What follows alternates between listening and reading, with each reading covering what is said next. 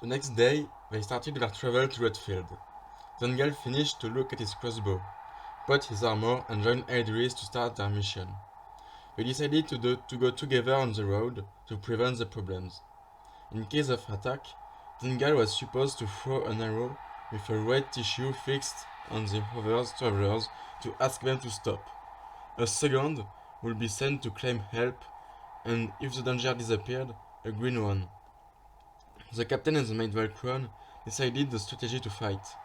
Aedris, who was the strongest, will fight on the first line. The Inquisitor, with his crossbow, will strike the archer or the stronger fighters. But before to arrive to that town, they had to travel in a road which was known for our bandits, in particular the Plarid's troop, who was organized as a little army. As different of the other gangs, this one had high quality weapons and shields. Moreover, their attacks were very organized. Tungal and Aedris had to be very careful, because those bandits would not attack them, but the other travelers. The two scouts should attack in first. Moreover, Tungal was not especially happy to travel with Aedris. Ineffective, if she lied to them, she could easily kill him and so sent his troop in a trap. He decided before to leave that he would ask Rengar about the war.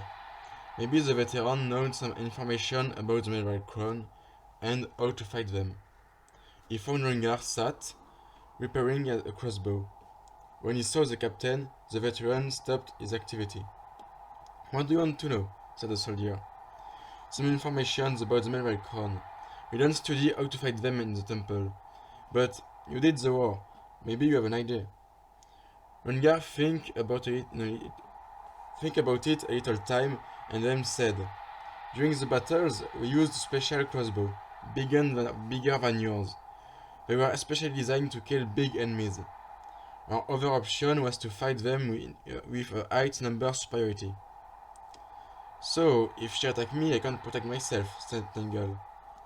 The veteran had a sad smile and said, "She will not betray us." They walked slowly on the road. Everything seemed to be normal, but the captain saw a drift and he knew that was the perfect place for an attack. He made a sign to Aedris to stop. He looked at the sky and saw crows turning over a point. "Hey, Inquisitor, that crows want something. There is something in the woods." After those words, the young woman closed the eyes and inspired deeply. "I can smell burned wood, something like a smell of soup and 6%. Tungal took his crossbow and prepared to shoot. After a long moment, Aedris returned to herself. "Shit, the wind turned."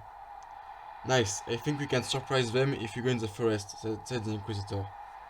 The two fighters went to the camp and prepared to fight. Tungal saw an archer who had a heavy crossbow. It could be deadly even for Aedris. The captain decided that bandits would be his first victim. Aedris attacked when he shot his arrow. The man fell dead, immediately joined by the two bandits who was in the place which was chosen to the medieval crown to attack. The Templar soldiers killed the archer with his darts. Aedris was fighting against the gang members who did not have any chance to win. That was the situation when a soldier came with a long spear with a blade made in a metal he did not know. This bandit was approaching to the young woman in her back. Tungal realized he could not reload his crossbow before the warrior hit her.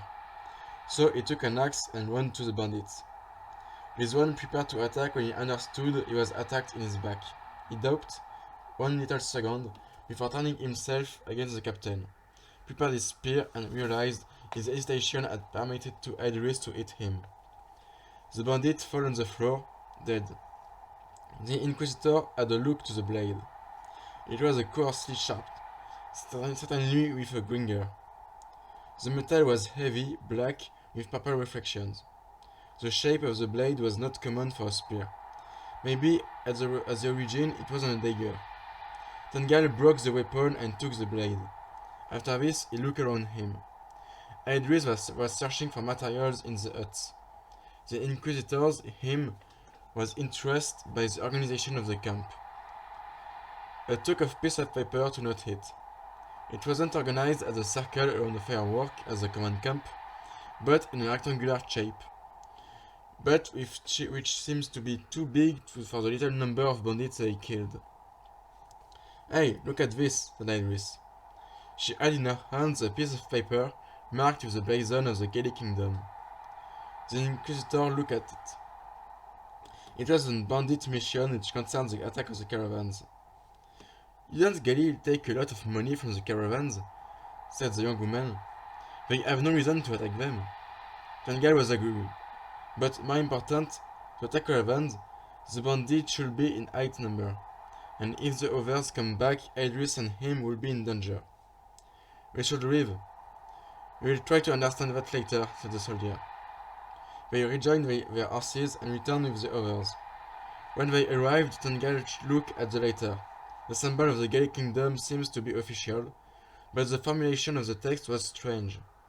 It was like if the writer didn't want to directly involve the authority of the kingdom. There was no signature of official mark except the symbol. Then he showed the blade to Rengar. "Where did you find this?" said the veteran.